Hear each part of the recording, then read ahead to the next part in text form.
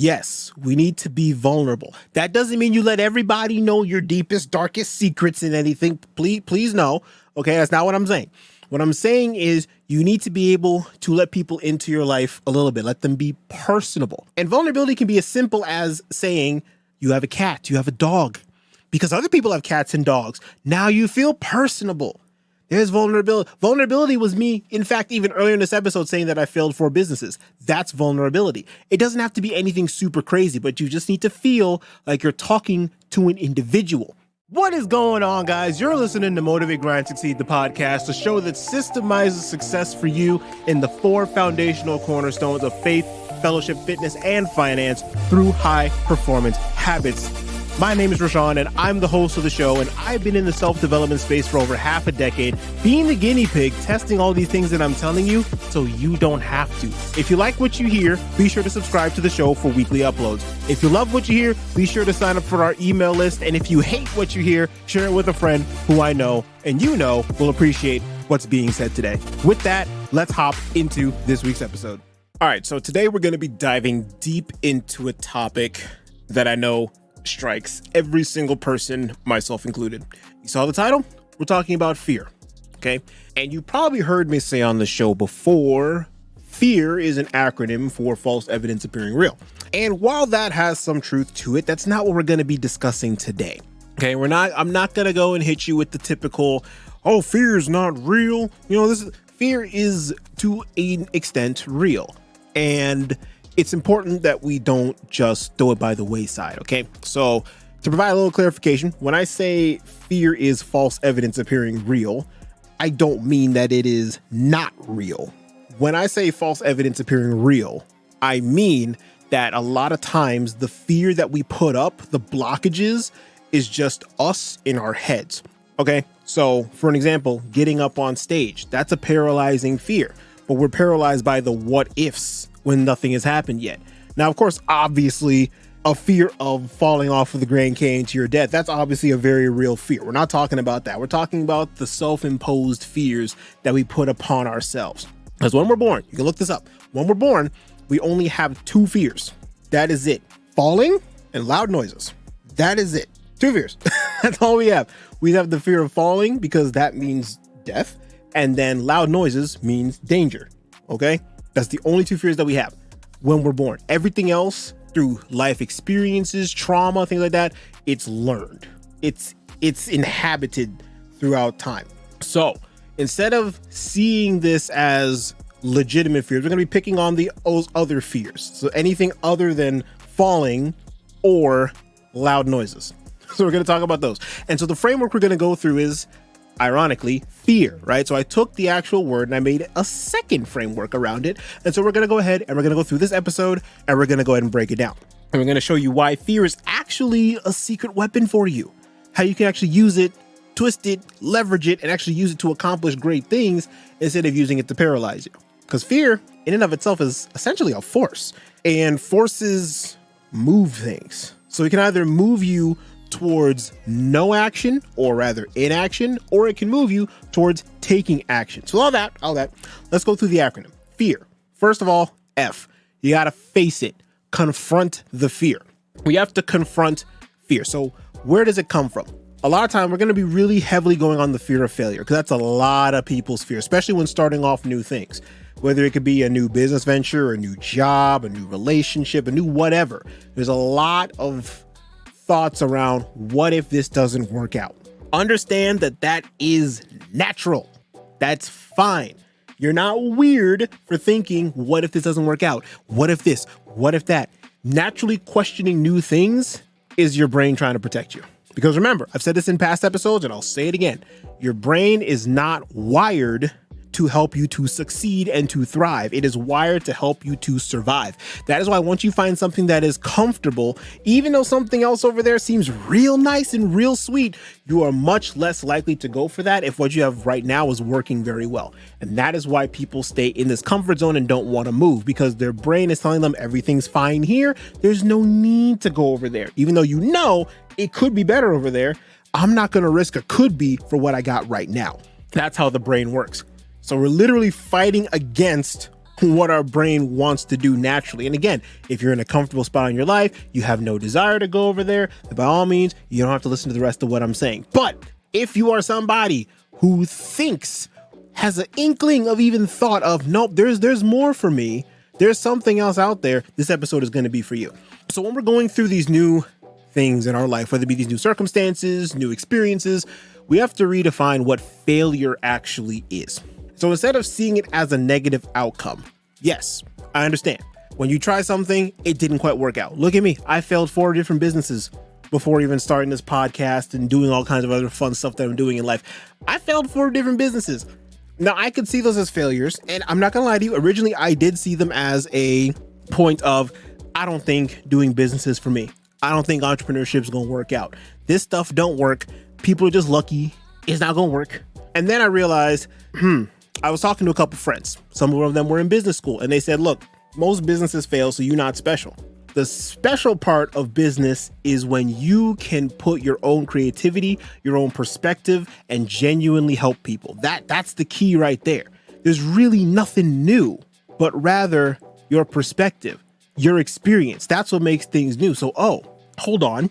When he said that, I was like, that right there is a perspective shift. And I told him, those words, I'm not gonna lie to you, they aren't hitting me right now. It's cool that you said that, but it's probably gonna hit me later. And now here we are, about 3 years later, boom, now it's hitting me. So there you go, boom, it hit. And so what you want to do is redefine failure. And so for me, I redefined failure as a learning experience. I know it sounds so cliche, right? Failure is a learning experience. Everybody and their grandmama saying that. I understand that is how you feel, but it is so true. I don't know how more I can stress that it is in fact the truth. Once you start seeing when you mess something up, that you see it as not throw my hands up, I guess I'm not good at this, to, okay, I did this didn't work out. How can I improve this? Where did I mess up? What other piece of this puzzle can I look at? Okay, did I do this the best that I could? Was I able to do? And you get hyper analytical. I guarantee you're going to find a lot of lessons that were learned. And I could go and list out all the lessons that I learned from those past 4 businesses that I had started and failed in college. I can go through all the lessons, but we ain't got time for that today. If you want an episode on that, we want a video on that, let me know. I'll be more than happy to make that, but it's going to be a long one. Okay, I'm just telling you right now. But back to the point here. You want to redefine failure. Use it as a learning opportunity instead of as a stumbling stone. Don't look at it as, oh my gosh, I guess I'll never be able to start doing this. Look at it now as, that didn't work. Let me try it again. That didn't work. Let me try it again. Look at different things like the creator of the light bulb. Look at people who win in the Olympic sports. Do you think they tried once and gave up?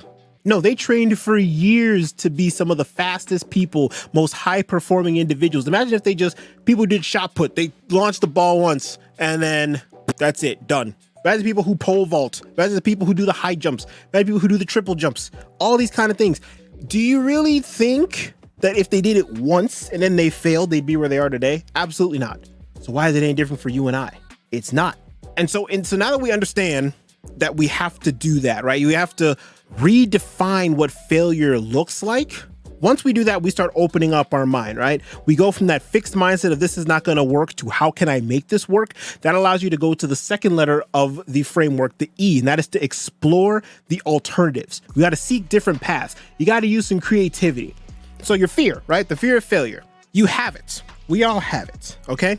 But you want to use that fear of failure of, okay, what can I do to make failure virtually impossible? Or at the very worst case, what can I do that if this were to fail horrifically, that I can still rebound back from it? What can you do? That is creativity, preparation, and planning, because the fear comes from the unknown. We already addressed that a little bit before. When I pointed over there and I was like, that looks really good, but I like what I got now. We don't know what's over there. We don't know what's over the fence. We don't know if the grass is actually greener or if it's just artificial turf. We don't know. And because we don't know, we don't really want to know. But we leave it up to the people who are adventurous. Let them go ahead over there. Yeah, let them go ahead, but it ain't going to be me. But what they did differently is that unless they're just that 1 in a billion person who just likes to do those kind of things just because for the adrenaline rush, they were able to do what I'm telling you here. They thought, what's the worst case Let me plan for the worst case. Is the worst case something I can rebound from? Yes, let me do the steps needed so if this fails horrifically, I can rebound to this. And then once they have that in place, they go Hail Mary. Let's bring this back a little bit. Instead of being up here, let's bring it down a little bit, okay? You got a new job. What if I fail at the job? Well, think about it this way. What can you do in your power to the best of your ability to make it so that if this job falls out from underneath you, whether it be 1 year, 5 years, 10 years, 30 years, doesn't matter. Because I've seen people of all those different tenure lengths get let go. Everybody from less than 1 year to 30 plus years. All of them, I've seen people in all those things get let go. So what are you going to do within your power to say, if this happens to me, what am I going to do? Do you have a savings saved up? Do you have investments? Do you have side hustles? Are you continuing to look for jobs? Do you have recruiters you can call up and say, hey, are there any potential openings for contracts? What can you do for that? And just use that same exact mentality and figure out what are some alternatives that you can use for your specific situation. Once you have all that together, move on to the A of fear, and that is to act. This is, again, the most important step. Just like last week's episode where we talked about analyzing, and that's the most important step, this step here is the most important. Taking the calculated risk, right? We already did the calculations, right? We already made sure that we calculated for the worst case scenario, and we saw, okay, if this worst thing happens, number one, I won't die. And number two, I can rebound safely and still continue to live at a good level. So now that we know we're good, let's start taking some small steps, some incremental positive tasks that are so small, failure basically seems impossible. The point is we want to build up on the positive momentum, because every little bit is momentum. Even if it's minute, minuscule, it's still momentum. It's still momentum. And those little tiny pushes eventually get to something big. Think about it this way. Do you think one ant can move one praying mantis? No. But see, that one tiny ant is that one positive impact task that you made. One can't do it by itself. But if you add maybe 5, 10, 15 ants, now they can move the mantis back to the anthill where it's food for the rest of the ants. Why? Because the ants built up momentum. One ant pulling is not enough, but 15 of them pulling, oh, you got the force multiplier. Same thing in life. You have the one positive impact task, you're not going to see it. You have 10, you're probably still not going to see it. 100, you're probably still not going to see it. But eventually, you're going to start seeing some movement. You're going to start seeing some change. And that is where the key is. Once you start seeing a little bit of change, that's where the good stuff starts flowing. Okay. So you want to take those small steps. And as you're going, you also want to be very, very vigilant of vulnerability. That means, yes, we need to be vulnerable. That doesn't mean you let everybody know your deepest, darkest secrets and anything. Please no. Okay. That's not what I'm saying. What I'm saying is you need to be able to let people into your life a little bit. Let them be personable. People prefer to talk to people rather than entities, generally speaking. Okay. When people talk to a business or to this business entity or to this LLC or to whatever, they want to know that on the other side, there is a person, there is a human being that's talking directly to them. That feels good. We ain't got to get all into the nitty gritties.